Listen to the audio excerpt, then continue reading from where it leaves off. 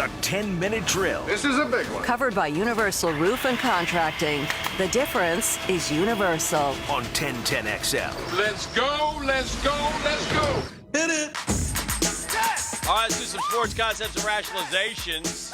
That's challenging. We call it the 10-minute drill. At the end of the drill, we will hand out a prize pack. What are we giving out this week? We're going to give the Googans out there a chance to switch up your diet this week, and we'll give you $25 to go enjoy some takeout from our friends at Woody's Barbecue. We'll take out from Woody's. Yeah, that'll be good, and we should try to support as many as we can with the takeout.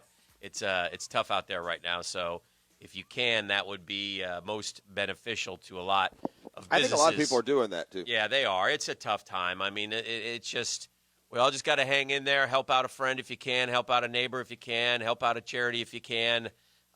Whatever you can do, and keep doing it into the summer. I saw one of the sad looks. For me, we love sports, and we've talked about that ad nauseum.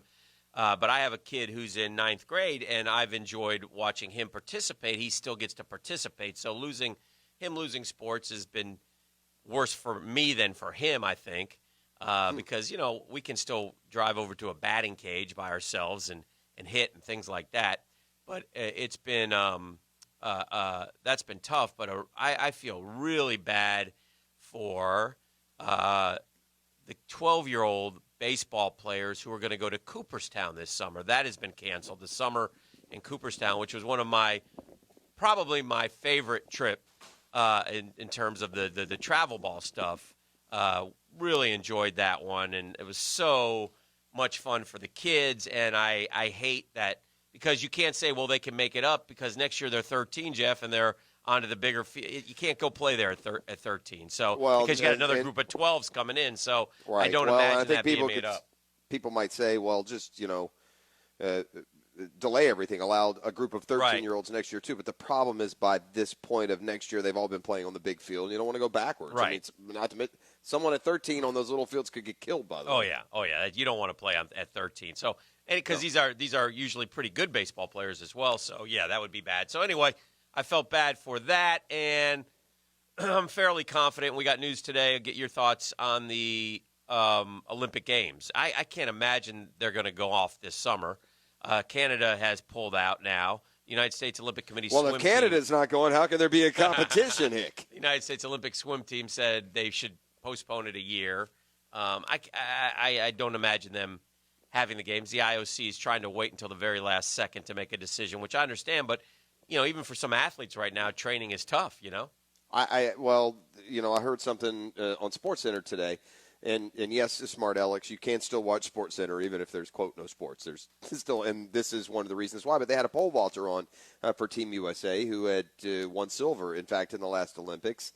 And there's a lead-in season that everyone's missing too, Dan.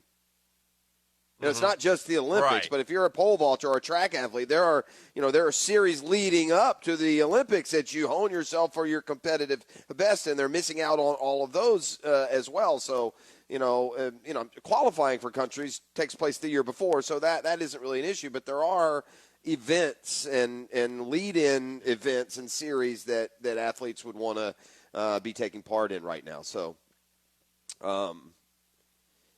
Australia has gone so far as to tell their athletes to prepare to be held in 2021. Canada, as you said, has announced a pullout. U.S. track, U.S. swimming, both have urged IOC to delay. So I would. There's no way they're having the Olympics this year. It's going to be next year. That's what it should be. It shouldn't be pushed into the winter. Just delay it 1 year because there is a necessity because of those other things that I talked about, at least according to this pole vaulter, to keep it where it is on the calendar because it corresponds with other championships and as I said, kind of warm-up events for them. Mm-hmm.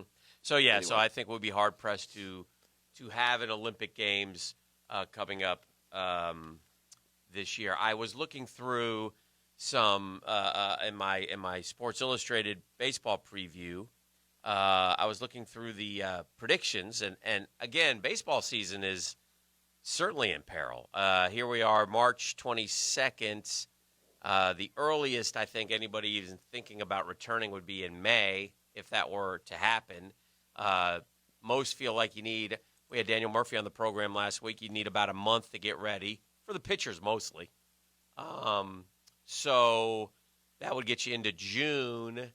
And now you're talking about 60 games gone. So now you're talking about, because you're talking, the Major League Baseball season is scheduled to start this week, Jeff?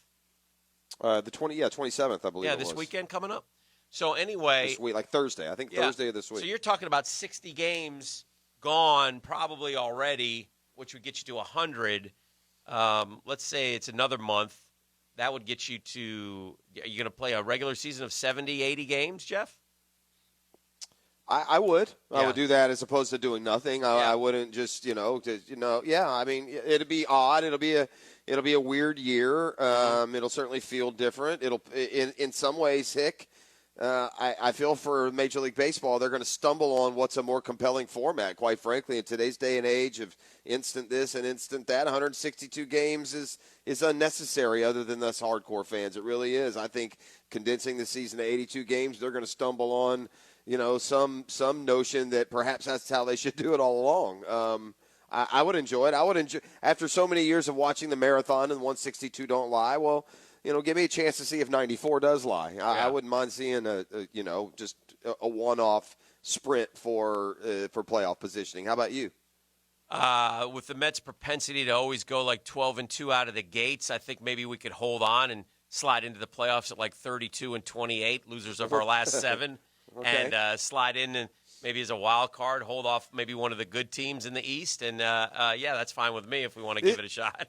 It's terrible for the home markets. Right, Yeah. I mean, people that are the stadium workers, the fans, the season ticket holders. But for guys like you and I who just take a trip or two a summer, that gives us enough time. Yeah. I don't need 81 Braves home dates to get up to Atlanta a couple times. If I have 28 of them, I will, I'll still find a way up there. Well, our we had slotted our Mets baseball trip this year. We were going to Cincinnati/Philly this year, and that right now has been postponed. Because Cincinnati. Have you been to Pittsburgh yet? Because Cincinnati and Pittsburgh are like No, you have to go. Close. Yeah, but you have to go where the Mets are, and the Mets don't go Cincinnati that's to Pittsburgh. Correct. Yeah, they well, go there Cincinnati you go. to Philly, Duh. so that's why we do that. But anyway, so that looks like that one is going to be hard pressed to be made up because the schedule will change, and we won't know the schedule for a while. And by the way, if we get back to baseball like in July, well. We go back to football season at the end of July, and that's why I don't do my baseball trip in August, quite frankly. So anyway, we shall see. But again, it is what it is. And really at this point, when you start getting into this thing, and now we're on day 12, my hope is that football season becomes unaffected. That's my hope. I would, it'll be interesting to see as we move forward. But, something else that's going to happen here as we move along, and that as, there are going to be more people that, get it and get past it and move on and aren't going to be as, nearly as susceptible. They're not going to be, there's absolutely not 100% confirmation that if you get it, you're not going to get it again. But that's the typical belief, and that's what happens most of the time with colds and flus. So, as people get more used to dealing with the apprehension, I think right now with this coronavirus, and, I perhaps should speak to it now at this point, it's that, the fear and the unknown, really take over the known and the most likely. And that's going to happen, anytime you're dealing with something that you're not quite sure of the ramifications. So let me just update people who haven't figured out that, again, I'm in front of the window to the world, the Drill JCP Studios. They're lovely, Hick. You should come to the show here one day. Are people invited to come to the window and watch? Absolutely. If they come up and knock, you want to give out your address? No, let's don't go too far. Clay County Gator might be here in 10 minutes anyway, so let's just relax. Yeah. All right. So here's what happened to me, and I share this because I'm flying blind like everyone else through these times. And I will say that where I ended up ultimately said that, all things considered in the newness of it, I handled it about as textbook as they would ask anyone to handle. And I don't say that to brag. I'm just saying that just flying blind, that's what, I felt I needed to do. So let's go back first to Hick. A week ago is when we learned, a little over a week ago, that the TPC had been canceled, and that the life as we knew it had changed, not just in the sports world. That's what caught us immediately, but, just in the way that we interacted with each other, the safety precautions that we took. So, I would say that you and I and Beef and the people at the radio station, by the time Monday had come around, had really all embraced constant hand washing, constant sanitizing. We all changed. We got our own personal mic screens. We maintained social distancing. So I spent the first half of the week employing those strategies for myself and for other people to begin with. And then on Wednesday, I found out that I had been in contact, pretty close contact in the previous few days with someone who was now very sick and had taken the coronavirus test themselves. So this is a Wednesday, and then I told you guys that's why we did the show, to be cautious. And I guess I didn't really present late last week that I had known someone who was getting a test. I didn't think that was relevant. I was doing what you're supposed to do if you're in contact with someone who could be positive. You're supposed to isolate and quarantine until you find out exactly what the situation is. So when I found out Wednesday that someone I knew was feeling very sick and had gone to take the test, we determined, talking to you and Beef and management, that I would do the show from home on Thursday and Friday and then wait and see what the result of the person that I knew was going to be, and then found out Friday morning when we were on the air that person that I knew and I had a contact with had indeed tested positive for the coronavirus. So that ups the risks to me and anyone that I've come in contact with, certainly a little bit more, even though, now look, Wednesday night, I may have undersold a little bit on the radio Thursday, Friday, but Wednesday night I had about a 4 or 5 hour period where I ran pretty high fever, and I sweat the bed, and I pretty much got over that fever. Other than that, the things, the symptoms they ask you to look for, I kind of felt like I had, but they also mimic a lot of allergy symptoms that you also get this time of year. So by the time that I got the news that the person that I knew and that I had been isolating in case of was definitely positive, I knew that it was incumbent on me to get a test just to put other people at ease and to know that I don't run future risk. So it had been about 30 hours since I had a bad temperature when I was able to get into a local hospital and be tested on Friday. Now, the reason they did test me, because I've gotten that, because I don't feel terrible. And when I was at the doctor, I wasn't, raging with 103 temperature. So I was asking how I got the test, and what they told me, because I wanted that too. I did not want to take a test if they thought it would be better served used by someone else at that point. I literally had that conversation in the triage room, and it was, no, they felt pretty sure because of the close contact I had with somebody that they had in fact already worked with, and they knew was as positive and sick as they were. In addition to the symptoms that I had shown, I took the test on Friday, and I had hoped to know the results yesterday, but as you can imagine, with more and more people tested, there's more and more traffic and backup when it comes to the test results. So now I'm hopeful that I will receive the results today. That's the plan. That's what we think it will be. In the meantime, through a combination of the social distancing, the constant hand washing, trying to keep hands away from the face, the limited amount of people that I was with from Monday to Wednesday of last week, which include obviously Hick and Beef, and maybe a couple other. I don't know if I even came within 6 to 8 feet of anyone else at the radio station, maybe barely. But thankfully, both you two and the other. There's really, last week was a week with Stace off for spring break. I worked. I came home. The work that I still had to do that day, I worked from home, so I really had minimal contact with anyone Monday to Wednesday. But to this point, the 6 to 8 people that I did have, anywhere near close contact, no one has felt sick to this point. So I'm hopeful that I haven't been infected and that other people won't be affected more than they have. But that's just kind of been my, my. I wouldn't want to call it a journey, like it's been anything. The world is made up of warriors and non-warriors. I'm a non-warrior. Sometimes it's a benefit. Sometimes I'm sure it's to my own detriment.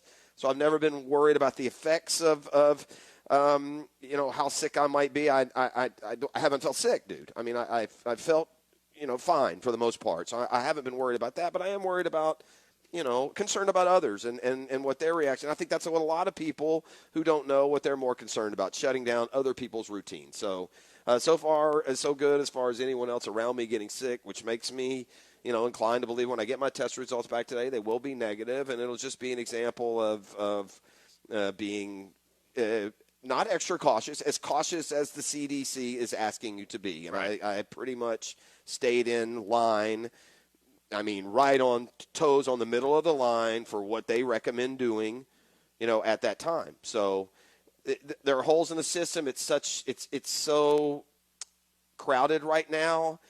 Whether it's unknown about how or when or why or should you or will you be allowed to get a test, or it's just not getting information. I mean, the doctors are slam busy. They can't sit with you for 10 minutes and give you every supposition as to, okay, well, when am I good to go out in the public? How long am I contagious? Am I contagious? So there's so much unknown from that end that I'm sure answers could probably be found online. So that's where I'm at. One more day here at home, hopefully, and knock on wood, we get a clean bill of health. And if we don't, then I will continue to ride out the mandatory isolation that I need to go through, and I will continue to just hope, as has been the case to this point, that anyone that I may have had minor contact with, because, and I think this is important, because you know me, Hick, I'm cynical, and I'm not as likely to toe the line on all those things, but for my cynical self, I was about as true to what they were asking us to do last week as I ever have been, as far as washing hands, as far as no goofing around, staying away from people. So hopefully if the worst news comes for me, and I do have it, and I again want to stress I feel fine, hopefully because of the distancing and the sanitizing, that even if I was carrying it or contagious for a small amount of time, that it didn't pass to anyone else. So there you go. There's a long, short version of where we're at here at the window to the world in the JCP studios. All right, well said. Let's do caller number 3 right now, Beef, and try to brighten someone's day at 641-1010. Tell them what they're going to get. Call number 3 right now, Dan, 641-1010. Going to take home $25 for some delicious takeout from our friends at Woody's Barbecue. And when we come back, Tom Brady was the, 199th pick. Number 198 has a story to tell as well. So we'll hear about him and a name you probably know if you follow the NFL. That's coming up next.